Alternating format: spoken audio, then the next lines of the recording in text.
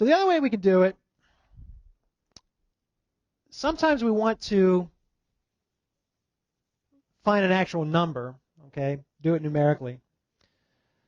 Sometimes we might want a more general result, a symbolic expression that we could use for any situation that is similar to this, okay? So rather than doing numeric integration, we actually want to solve the problem analytically using algebra and calculus and keeping things in a symbolic form, okay? The advantage of doing it analytically is you have a general expression that you can use all the time rather than having to go through the procedure every single time. The disadvantage is that you can't always get an answer. You can't always get a result using algebraic or calculus techniques because there are some functions that you just can't integrate and you just can't get a result. So you often have to make approximations to get a result close enough. So what we're going to do is the same sort of situation, only instead of finding the electric field at some point off axis, I'm going to find the electric field at a point right on the center axis. So it's going to be a more symmetric sort of situation.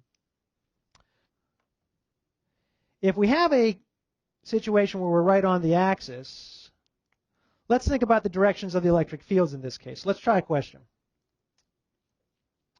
So same situation, now we've got 8 segments here instead of 6, but basically the same. The only difference is we now have our location A, our observation location, right on the center axis. Okay.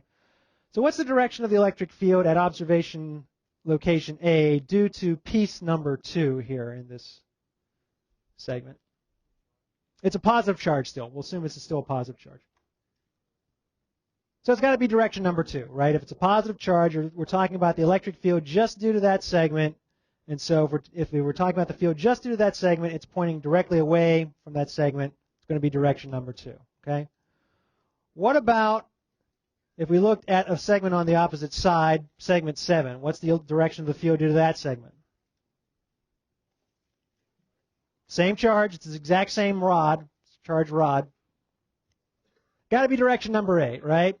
Okay, so what do you know what's coming now? In fact, I don't think we'll even have to poll here. Everybody, what's the direction when you add the two together? Direction number 1, right? What if I add segments 1 and 8 together? That's going to give me 1, right? And 3 and 6. Okay, so when I add everything together, the net electric field should be pointing in direction 1, right? So we already know what direction result we should get. So that's sort of an internal check on what our result should be. So let's see if we can figure out a symbolic expression that predicts what the magnitude of the electric field is at that location.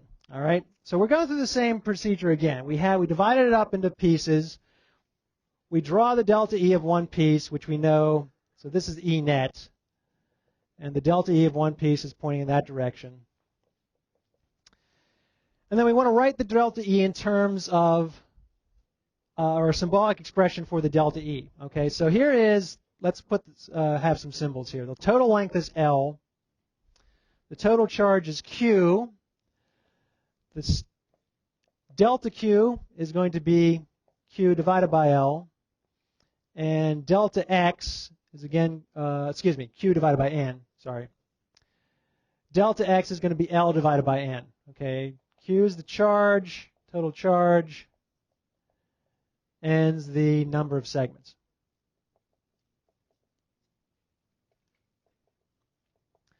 So we can write an expression. We could say that, put a marker here, delta E is equal to 1 over 4 pi epsilon 0 delta Q over R squared times R hat. Well, I want to put the R in terms of known quantities. Let's say, let's see, we should have expressed what this observation location is. Let's say the observation location is 0, y, 0. So it's lying right on the y-axis. And this location, the center of the piece here is x, 0, 0. Okay?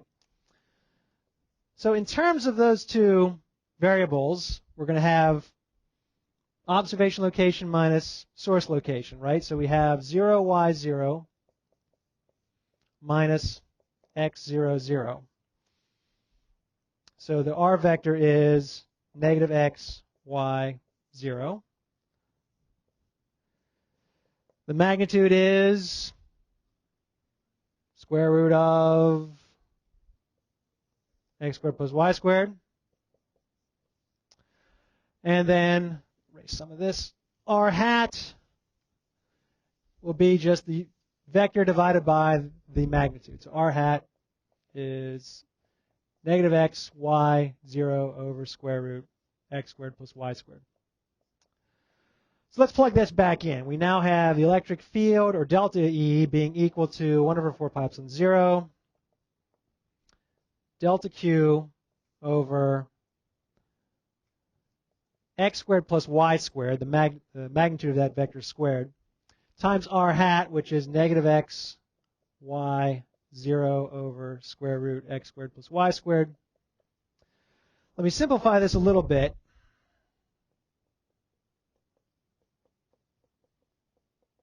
I have the denominator, and then multiplying by the square root, I have delta Q over x squared plus y squared to the 3 halves times the vector negative x, y, 0.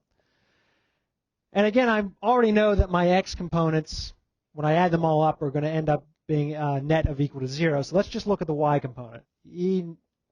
Delta E sub y is going to be 1 over 4 pi epsilon 0 delta Q times y, so y times delta Q all over x squared plus y squared to the 3 halves. What in general do I want to do now? I have a symbolic expression for the electric field, y component of the electric field due to one segment. To find the net electric field, what do I do with all those segments? Add them up.